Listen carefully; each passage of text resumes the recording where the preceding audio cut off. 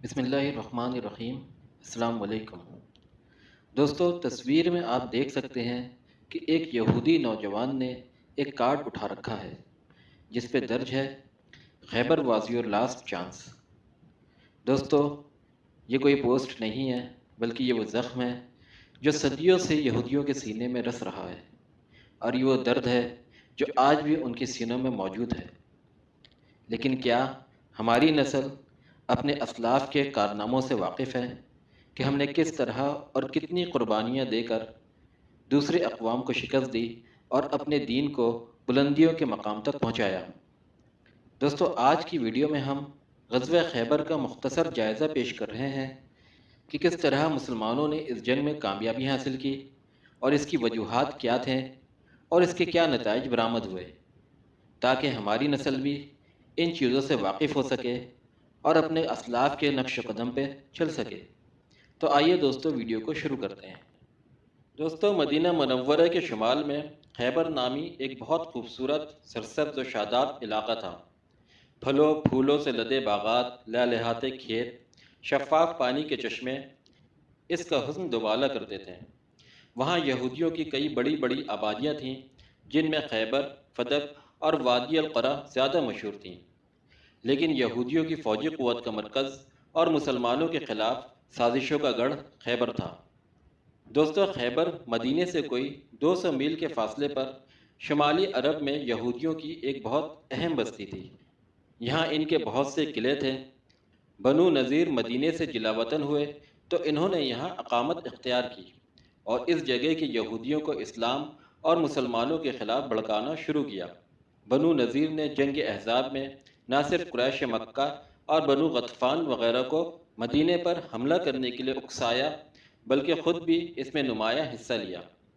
اس جنگ میں ناکامی کے سبب وہ انتظار میں تھے کہ موقع پا کر مسلمانوں کو نقصان پہنچائے۔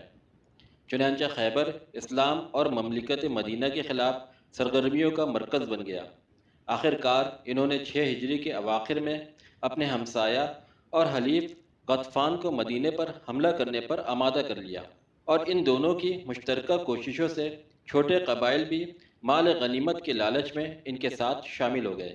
ادھر رسول اللہ صلی اللہ علیہ وسلم یہودیوں کے رگ رگ سے واقف تھے، لہذا آپ صلی اللہ علیہ وسلم کی کڑی نظر ان پر تھی، اور جاسوسوں کے ذریعے ان کے حالات اور منصوبوں کے متعلق آپ صلی اللہ علیہ وسلم کو برابر اطلاع ملتی رہتی تھی۔ یہود اور ان کے حلیف قبائل کو اگر پہل کرنے کا موقع مل جاتا تو مدینے کا دفاع خطرے میں پڑ جاتا۔ آپ صلی اللہ علیہ وسلم نے یہود کے منصوبے کو ناکام بنانے کے لیے جوابی منصوبہ تیار کیا، جس کا مقصد یہ تھا کہ یہود اور ان کے حلیفوں کی افواج کو یکجا ہونے اور مدینہ کی طرف پیش قدمی کرنے کا موقع نہ دیا جائے۔ چنانچہ آپ نے بروقت اور رازدارانہ طریقے سے جوابی کارروائی کی تیاری شروع کر دی اور محرم 7 ہجری میں خیبر کی طرف پیش قدمی کی۔ دوستو، اس لشکر میں مجاہدین کی تعداد 1600 تھی، جن میں سے 200 سوار بھی تھے۔ خیبر کی آبادی 2 حصوں میں تقسیم تھی، پہلے میں 5 قلعے تھے اور دوسرے میں 3۔ ان 8 مضبوط قلعوں کے علاوہ مزید قلعے بھی تھے، لیکن لڑائی صرف پہلے حصے میں ہی ہوئی۔ ان 8 قلعوں میں دفاعی نقطہ نظر سے سب سے اہم اور بڑا قلعہ نائم تھا۔ یہ مرہب نامی ایک نامور یہودی سردار کا قلعہ تھا، جو طاقت کے اعتبار سے 1000 جنگجوؤں کے برابر تھا۔ دوستو، مسلمانوں نے کئی دنوں تک اس قلعے کا محاصرہ کیا ہوا تھا اور یہودی انہیں آگے بڑھنے کا موقع نہیں دے رہے تھے۔ ان حالات میں بخاری شریف کے حدیث کے مطابق ایک شام حضور صلی اللہ علیہ وسلم نے ارشاد فرمایا کہ کل میں علم اس شخص کو دوں گا جس سے اللہ اور اس کے رسول محبت کرتے ہیں، اور جو اللہ اور اس کے رسول سے محبت کرتا ہے، اور اللہ اس کے ہاتھ پر فتح دے گا۔ چنانچہ جب صبح ہوئی تو نبی کریم صلی اللہ علیہ وسلم نے پوچھا کہ علی کہاں ہے؟ صحابہ کرام رضی اللہ تعالیٰ عنہ نے عرض کیا کہ وہ آشوب چشم میں مبتلا ہیں۔ اس پر رسول اللہ صلی اللہ علیہ وسلم نے انہیں بلوایا اور ان کی آنکھوں میں اپنا لعاب دہن ڈال دیا، جس سے ان کی آنکھیں ٹھیک ہو گئی۔ اس کے بعد آپ صلی اللہ علیہ وسلم نے حضرت علی کے ہاتھ میں علم دیا تو انہوں نے عرض کیا کہ یا رسول اللہ صلی اللہ علیہ وسلم، کیا یہود کو لڑ کر مسلمان بنانا ہے؟ اس پر آپ صلی اللہ علیہ وسلم نے ارشاد فرمایا کہ انہیں نرمی کے ساتھ اسلام قبول کرنے کی پیشکش کرو۔ اگر ایک شخص بھی تمہاری ہدایت سے مسلمان ہو جائے تو یہ سرخ اونٹنیوں سے بہتر ہے۔ تاہم یہود اسلام یا صلح پر راضی نہ ہوئے اور نتیجتاً مسلمانوں کو یہودیوں سے جنگ کرنی پڑی۔ دوستو، مسلمانوں نے جب قلعے پر حملہ کیا تو محرب قلعے سے بدمست ہاتھی کی طرح اشعار پڑھتا ہوا نکلا۔ جواب میں حضرت علی نے بھی اشعار پڑھے اور حضرت علی رضی اللہ تعالی عنہ نے اس زور سے تلوار ماری کہ وہ اس کے سر کاٹتے دانتوں تک اتر آئی۔ پھر مرحب کا بھائی یاسر نکلا جسے زبیر رضی اللہ تعالی عنہ نے قتل کیا۔ اس کے بعد حضرت علی کی قیادت میں مجاہدین نے قلعے پر بھرپور حملہ کیا اور دروازہ توڑ کر اندر جانے میں کامیاب ہو گئے۔ دوستو، اس معرکے میں حضرت علی رضی اللہ تعالی عنہ نے بھی غیر معمولی جرات اور بہادری کا مظاہرہ کیا۔ یہودی حملے کی تاب نہ لا سکے اور انہوں نے ہتھیار ڈال دیے اور صلح کی درخواست کی، جسے آپ صلی اللہ علیہ وسلم نے قبول فرما لیا۔ دوستو، ایک طرف تو تمام قلعے فتح ہو چکے تھے، لیکن دوسری جانب مزید 3 قلعوں کو فتح کرنا باقی تھا۔ ان قلعوں میں یہودیوں نے مال و دولت بھی جمع کر رکھے تھے۔ آپ صلی اللہ علیہ وسلم نے ان قلعوں کا محاصرہ کر لیا۔ 14 دن کے بعد یہودیوں نے ہتھیار ڈال دیے اور خیبر کا سارا علاقہ فتح ہو گیا۔